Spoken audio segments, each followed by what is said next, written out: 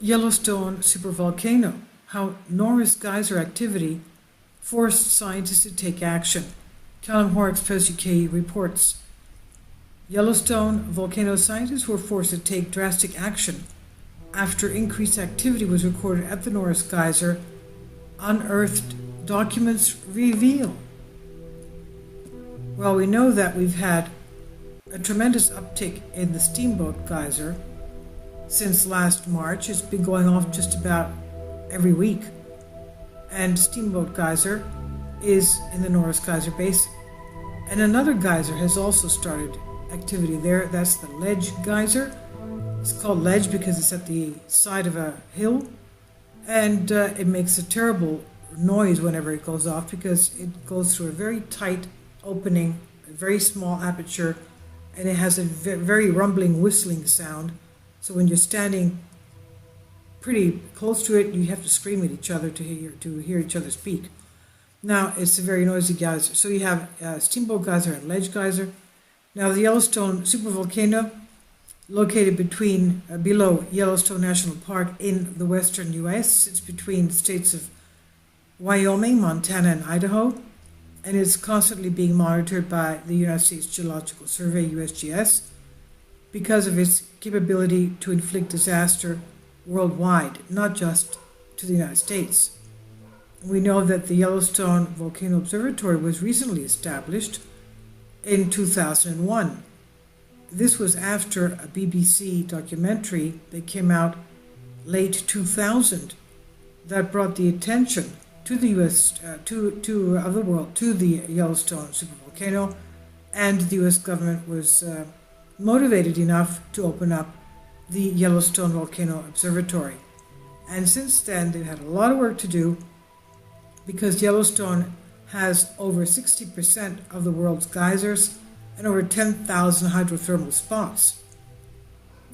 So it can inflict a disaster on global scale if it has a super eruption, as it had in the past. The last event of this kind has not occurred for 630,000 years, and no serious activity has happened in more than 70,000 years, even though they've had another 80 eruptions since those 70,000 years. Now, an incident that took place in 2003 caused a brief moment of concern for the geologists.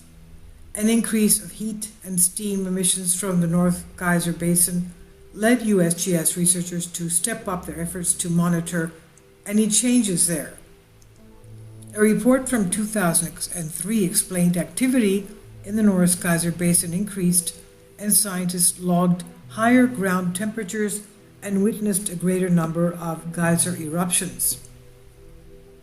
Quote, in order to better understand the hydrothermal system at Yellowstone, a temporary network of monitoring equipment was installed, which was eventually followed by the installation of a more robust network, end quote.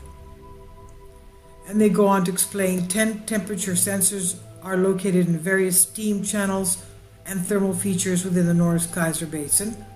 The units are battery powered and are sufficiently small that they can be placed around the geyser basin in an unobtrusive manner. The new network allows scientists to monitor the geyser every few minutes and gets reports about day-to-day changes. The USGS site explains currently they are programmed to record temperatures every 2 minutes. The radios transmit the recorded values daily to the Yellowstone Volcano Observatory, YVO. Automatic plots are then generated to provide daily, weekly, monthly plots of temperature values. The site also goes on to reveal how new technology allows scientists to constantly watch the supervolcano and observe any changes. And it says the new system has several advantages to both YVO and to the public. First, data can be viewed within 24 hours of measurement, allowing rapid assessment of changing conditions there. Equipment malfunctions can be rapidly detected, enabling us to identify and correct any problems. And lastly, if needed, the equipment can be queried in real time by YVO scientists. It was also revealed on USGS's website how scientist Greg Vaughn made an abnormal quote unquote, find after using NASA's thermal satellite MODIS and ASTER. It reads, Vaughn used nighttime MODIS data to establish background thermal patterns and to quantify how much temperatures would have to change to become detectable with modern spaceborne techniques. Most natural thermal changes at Yellowstone within the past decade are around the detection limits of the technique, providing hope for future monitoring during more active periods. The ASTER data covers smaller areas with greater spatial detail, about 90 meters per pixel, and Vaughn was able to use ASTER to create maps showing regions where abnormal amounts of heat are released, called thermal anomalies, and also to estimate surface temperatures and other aspects of heat flow.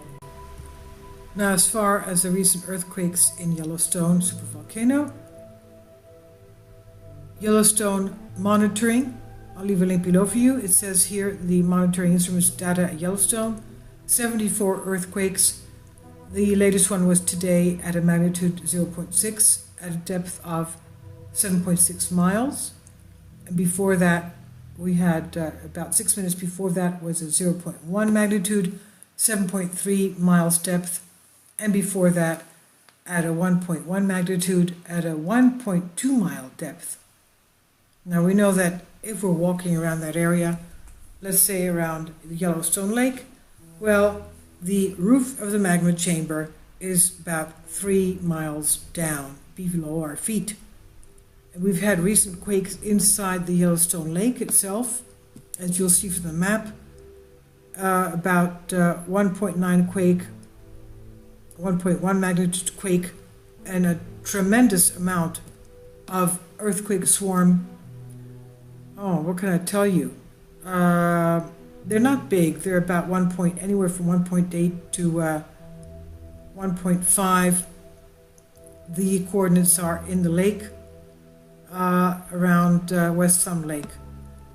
Of course, we have others, especially in the area of Montana, earthquake swarms, which are about 1.6, magnitude 2, and you'll see them yourselves on the map. We've had a 3.1 on June 18th. That's not small, of course. That's just northwest of Bozeman.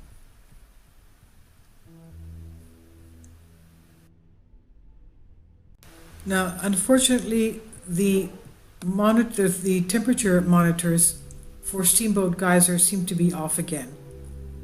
The Steamboat Geyser new equipment that they put in don't show any data whatsoever for daily or weekly, and the last day that shows up for the monthly graph is May 26th. I think they had positioned that on May 19th. It shows the graph working as of May 20th, and it worked for just about 6 or 7 days and then just stopped. So no more monthly temperature. I don't know what's happened to that. We're not getting any type of temperature for Steamboat Geyser, unfortunately. Again, this is from Yellowstone Volcano Observatory, Steamboat Geyser, Norris Geyser base temperature.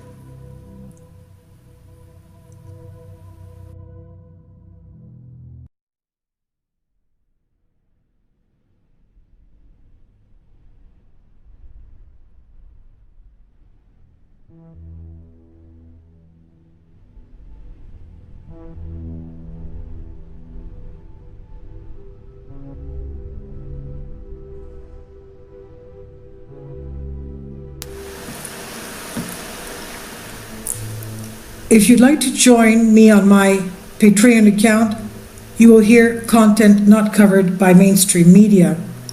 These riveting stories will be based on my research, and I will state my opinions and give my personal insight on diverse and controversial subjects and world events not covered by mainstream media, and not supported by YouTube guidelines. So whatever I have on my Patreon, most of those will not be on my YouTube channel. Please consider becoming a member today. More of the most significant and important videos will be on my Patreon channel.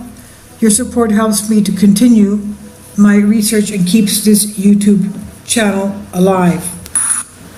And we depend on your support, your generous charity, because we help economically challenged families here in Athens, Greece, in Kapota, and we also help the young generation with university tuition and the community around our church.